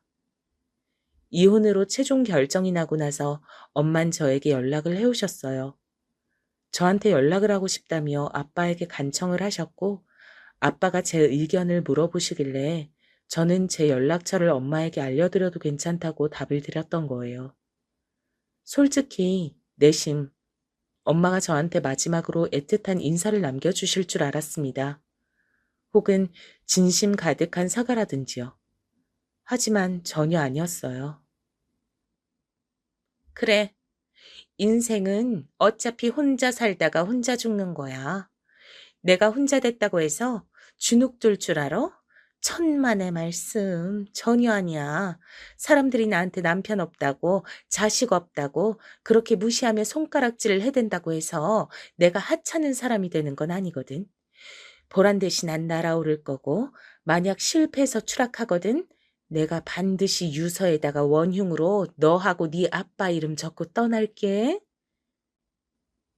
대체 어떻게 하면 이혼하고 나서 자기 딸한테 남기는 마지막 인사가 그런 내용일 수 있었는지 저는 기가 막혔습니다. 괜히 엄마의 전화를 받았다 싶더라고요. 저는 대학에 입학한 후로 우울한 과거 따윈 가지고 있지 않은 사람처럼 완전히 새롭게 행동을 해온 바였어요. 기존에 저를 아는 사람이 아무도 없다고 생각하니까 이루 말할 수 없을 정도로 자유로워진 기분이었거든요. 시간이 갈수록 새로워진 제 자신에게도 이제 익숙해져 갔고요. 하지만 강인해졌단 건 순전히 저의 착각이었는지 엄마와의 통화 이후로 충격에 빠진 전 3일이나 시름시름 앓았습니다. 다른 사람들의 입에서 엄마라는 소리만 나와도 심장이 철렁 내려앉았었어요. 이토록 나약한 제 자신이 너무나 싫었습니다. 남들은 아무렇지 않게 다들 잘 사는 것 같은데 왜 저만 이러고 사는지 스스로 부끄러웠죠. 애써 괜찮은 척을 하면서 더 활발하게 살려고 했어요. 그렇게 애를 쓰다 보니까 여러 활동에도 발을 걸치게 됐었는데 그중 하나가 바로 독서 토론 모임이었습니다. 책을 읽고 나서 의견을 교환하는 모임은 제가 제 생각을 조리 있게 전달하는 연습의 장이 되어주기도 했었죠. 그리고 거기서 만난 남자가 있었어요. 전공이 전 완전히 달랐고 나이는 저보다 3살이 많았습니다. 잘 웃는 얼굴이어서 자꾸 시선이 갔었죠. 책에서 본 내용인데 사람은 자기한테 없는 것을 가진 사람에게 관심을 갖게 된다고 하더라고요. 제가 그런 것 같았습니다. 얼굴에 그늘이 없는 그 남자가 신기했어요. 저도 모르게 자꾸 쳐다봤으니 그 남자도 제가 자기에게 호감이 있다는 걸 알았을 겁니다. 하지만 뒤늦게 알게 된 사실은 그 남자가 자기하고 같은 과의 어떤 여자와 커플이라는 것이었죠. 그 과 사람들은 다 알 정도로 유명한 커플이라고 했어요. 임자가 있는 사람이란 걸 알고 전 마음을 접었죠. 그때서야 제가 그 남자를 계속 좋아했다는 사실도 제대로 알게 됐고요. 뭐든지 느리고 굼뜬 제가 바보 같았습니다. 그래서 단호하게 모임을 그만뒀고 졸업시험에 매진했어요. 그 다음엔 취업 준비에 몰두했고요. 나쁘지 않은 직장을 잡을 수 있었습니다. 첫 월급을 탔을 때 그걸로 옷을 사드렸더니 아빠는 감격해서 어쩔 줄 몰라 하시더라고요. 저는 그때 나도 드디어 어른이 됐나 보다 이렇게 생각했습니다. 하지만 사회인이 되어 월급을 받는다고 해서 능사가 아니더라고요. 마음이 허전했어요. 컨디션이 안 좋을 때면 중학교 때로 돌아가 친구들에게 따돌림을 당한 뒤 엄마에게 혼나는 꿈을 꾸곤 했습니다. 그 누구에게도 저의 이런 모습을 털어놓진 못했죠. 기껏 어렵게 사귄 친구들이 제 마음속의 어둠을 보고 나면 저한테 실망할까봐 티도 못 냈습니다. 그렇기 때문에 마치 운명처럼 느껴졌던 인연에게 제 속내를 털어놓게 되자 속절없이 이끌려서 결혼까지 해버렸던 것이겠죠. 그 인연의 이름은 바로 재회였습니다. 대학 시절 졸업 전에 들었던 독서 토론 모임의 그 남자였어요. 그때로부터 5년이 흘러 다시 우연히 카페 계산대 앞에서 마주쳤던 순간 서로의 얼굴을 알아보았고 연락처를 주고받았죠. 그 남자에겐 이제 여자친구가 없었습니다. 그리고 그 당시 제가 자기를 좋아했다는 걸 알고 있었다고 했어요. 그게 두고두고 생각나서 아쉬웠다고 그랬죠. 그 말을 듣고 제가 심장이 터지는 줄 알았습니다. 저와 만나보고 싶다며 먼저 고백을 해온 그 남잔 여전히 잘 웃는 얼굴이었고 제 이야기도 잘 들어줬어요. 저는 용기를 내어서 제 가정사를 털어놓았는데 그때 저를 꽉 껴안아 주었습니다. 그런 일들이 있었구나. 정말 많이 힘들었겠다.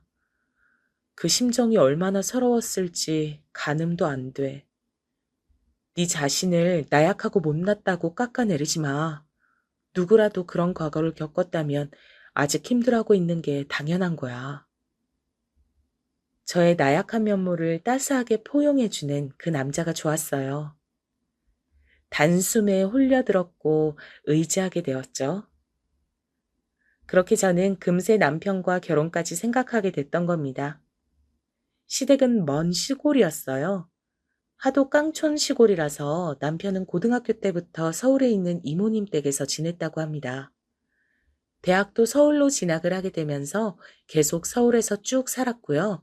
남편은 집에서 늦둥이였고 위로 둘 있는 형들은 아주 오래전에 일찍 장가들을 갔습니다. 지방에서 다들 지내셔서 그런지 결혼들을 일찍 하셨더라고요. 그래서 이미 남편의 조카들 중에 큰애가 수험생이었어요. 그리고 시부모님께선 나이가 지긋하게 드셨는데도 여전히 농사일을 하시며 순박하고 조용하게 사시는 분들이었습니다. 저에게 일절 아무것도 요구하실 생각이 없다고 하셨죠. 멀리서 농사나 짓고 있을 테니 저희 부부는 도시에서 알콩달콩 잘 살기만 하라고 하셨어요. 다만 명절이라든지 두 분의 생신 같은 때만 시댁에 찾아와 달라는 것이 유일한 당부셨습니다. 이렇게나 쉽게 허락을 하시다니 저는 어안이 벙벙했을 정도였네요. 그리고 친정아빤 제가 결혼을 하겠다고 하니까 놀라시며 섭섭해 하시더니 제가 좋다고 하면 말릴 엄두가 안 난다는 말씀으로 금세 허락을 해주셨습니다. 그러면서 남편에게 딱 한 가지 당부를 남기셨어요. 내 딸 채원이 자네도 알겠지만 못난 아빠를 잘못 만나는 바람에 속에 상처가 많은 아이일세. 다른 건 몰라도 채원이한테 상처만 주지 말게. 사람한테 받은 상처로 괴로웠던 아이니까 절대 그렇게 상처만 주지 말아줘. 내가 부탁함세. 채원이를 배신하지 않고 옆에서 든든하게만 있어준다면 내가 아무것도 바랄 것이 없어. 여부가 있겠습니까? 반드시 상처 주는 일 없이 아주 든든한 배우자가 되어서 살겠습니다. 믿어주십시오. 남편은 호언장담을 했고 그렇게 친정 아빠의 결혼 허락마저 받아낼 수 있었습니다. 만난 지 딱 1년이 되던 때에 결혼식을 올렸죠. 식장을 예약하고 이것저것 준비하는 것에 4개월 정도가 걸렸으니까 저희는 연애 8개월 만에 결혼하기로 했다는 얘기가 되네요. 객관적으로 긴 기간은 아니지만 저희는 짧은 기간도 아니라고 생각했어요. 저희에겐 과거가 존재했기 때문입니다. 남편을 짝사랑하며 설렜던 저의 과거가 어느덧 결실을 맺어 결혼까지 하게 됐다는 사실이 절 행복하게 만들었어요. 저는 결혼 생활의 싱패한 가정을 지켜본 장본인이었으므로 반드시 남편과 행복하게 살아가고자 하는 의욕이 강했습니다. 남편을 위해 최고의 아내가 되려고 안 해봤던 게 없는 것 같네요. 새벽같이 일어나서 아침밥을 준비하며 남편의 간식 보따리를 쌌고요. 그건 남편이 회사에 가서 동료들에게 늘 자랑하는 요소가 되었습니다. 동료들에게 수제 간식을 자랑할 때마다 어깨에 힘이 들어간다고 남편이 말을 할 때 저는 내일은 더 잘해야지 하고 다짐하며 알람을 더 일찍 맞췄었죠. 남편이 자기 집에 안부를 잘 안 전하니까 제가 대신 열과 성을 다했습니다.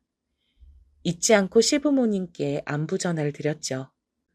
퇴근하고 나면 숨이 차도록 집에 빨리 와서 일단 저녁밥부터 준비했습니다. 남편은 집밥을 무척 좋아했거든요. 그간 자취하면서 어떻게 살았는지 의문일 정도로 집에서 해먹는 밥을 좋아했습니다. 정작 본인이 할 줄 아는 건 계란 후라이와 라면밖에 없었지만요. 똑같이 직장 생활을 하다가 퇴근을 해도 한 사람만 밥을 차리고 설거지까지 했습니다. 남편이 피곤해 죽겠다며 어깨를 돌리는데 그 모습을 보고도 뒷정리를 제가 하겠다는 말이 안 나갈 사람이 저는 못 되었으니까요. 저는 엄마라는 존재 때문에 두고두고 진절머리를 쳤던 사람이라서 남편에게 잘하는 아내가 되고 싶었어요. 남편을 저희 아빠처럼 아내한테 괄시당하는 남자로 만들고 싶지 않았어요. 제 노력으로 단란한 가정을 꾸려갈 수 있다는 게 가슴 벅찼습니다. 힘들고 피곤해도 보람은 있었죠. 하지만 남편은 달랐나 보더라고요. 결혼하고 7개월을 넘어가던 무렵부터 매사에 시큰둥해졌습니다. 음식을 정성껏 차려도 언제부턴가 감탄사를 뱉지 않았고, 맛있냐고 물어봐도 라고 대답하는 게 다였고, 오늘 회사에서 어땠냐고 물어도 똑같이 하고는 말았습니다. 남편이 저에게 식었다는 게 느껴졌지만 인정하고 싶지 않았어요. 제가 그토록 노력했는데도 결혼 생활이 내리막길을 걷는다는 게 너무 비참해서 믿어지지가 않았죠. 저는 메말라갔습니다. 남편의 마음을 잡으려고 별짓을 다 해봤지만 모든 반응이 미적지근했어요. 결혼 1주년을 앞두고 남편이 그러더군요. 사랑 없는 결혼, 이거 못할 짓이다. 나는 너를 사랑한 게 아니라 동정한 거였나 봐. 두 개는 다른 거잖아. 사랑 없이 계속 너하고 사는 거 나를 불행으로 내모는 길인 것 같아. 정말 미안하다. 우리 여기까지만 하자. 결혼이 장난이야? 어떻게 그렇게 말을 쉽게 뱉어? 나는 인생을 걸었는데 오빤 결혼을 우습게 생각했구나. 나를 어떻게 매도하든 상관없어. 근데 불행한 결혼 생활은 비극일 뿐이란 거 너도 알잖아. 네가 가장 잘 알잖아. 그걸 그토록 잘 아는 사람이 설마 내가 계속 불행한 걸 옆에서 지켜볼 생각은 아니지? 너 그렇게 잔인한 여자 아니잖아. 그러니까 이혼해주라. 허무했습니다. 결혼하기까지 설렜던 그 모든 과정이 제 안에서 물거품이 돼버렸죠. 남편은 비겁했어요. 차마 제가 무시할 수 없는 카드를 내밀었으니까요. 불행한 결혼 생활. 그것 때문에 피해를 본 자식이 바로 저였으니 도저히 남편의 그 말을 듣고 이혼을 안 해줄 수가 없었습니다. 이혼을 하게 됐다고 하자 친정아빤 저에게 아무것도 묻지 않아 주셨어요. 제가 그저 초연하게 더는 사랑하지 않아서 결정한 일이라고 말씀을 드렸더니 모든 것을 이해하신다는 얼굴로 저를 토닥여 주셨습니다. 감사했죠. 저는 아픈 마음을 문지르며 이혼 서류에 사인을 했고 신혼집에서 제 짐을 챙겼습니다. 제가 마지막으로 그 집에서 남은 짐을 챙겨나가던 날 남편은 자리를 비켜준 상태였고 저만 혼자 조용히 빠뜨린 것이 없나 둘러봤죠. 그러다가 발견했던 거예요. 남편이 쓰던 노트북에 혹시 제가 뭘 남겨놓았던 게 있었나 싶어서 한번 확인해 봤다가 충격적이게도 바람의 증거를 보고 말았습니다. 메신저가 켜져 있었거든요. 상간녀와 주고받은 역겨운 대화를 보는 동안 머릿속이 하얘졌습니다. 저와 결혼하고 나서 단 3개월 만에 그 상간녀와 미래를 갖기 시작했더라고요. 그리고 두 사람은 결혼을 생각하고 있었어요. 그래서 저와 길을 쓰고 이혼했던 겁니다. 비겁하게 바람난 사실을 숨기고 저와 이혼한 남편이 괘씸했죠. 그런데 충격은 그게 끝이 아니었어요. 상간녀는 바로 남편이 대학 다닐 때 만났던 여자친구였습니다. 그 후로 헤어졌다가 남편이 결혼했다는 소식을 듣자 그 상간녀는 애 같아서 남편에게 다시 연락을 했고 남편은 그 장단에 어울려주다가 상간녀에게 다시 진심이 돼서 저와 이혼까지 했던 겁니다. 거기에 숨겨진 추가적인 비밀을 알고 저는 기절할 뻔했어요. 왜냐면 서로 주고받은 사진이 있었는데 거기서 나온 상간녀의 얼굴이 익숙했기 때문입니다. 설마 장미? 중학교 때 나를 개패듯이 했던 바로 그 장미? 경악스러운 반전이었습니다. 저를 때렸던 가해자가 남편의 전 여자친구이자 상간녀였어요. 충격에 숨도 잘 쉬어지지 않아서 저는 간신히 그 대화방의 내용을 전부 파일로 옮겨 담은 뒤 집을 빠져나왔습니다. 그리고 한참을 진정한 끝에야 그 내용들을 다 읽어보면서 퍼즐을 끼워 나갔죠. 장미인은 개명을 해서 장유빈으로 살고 있었습니다.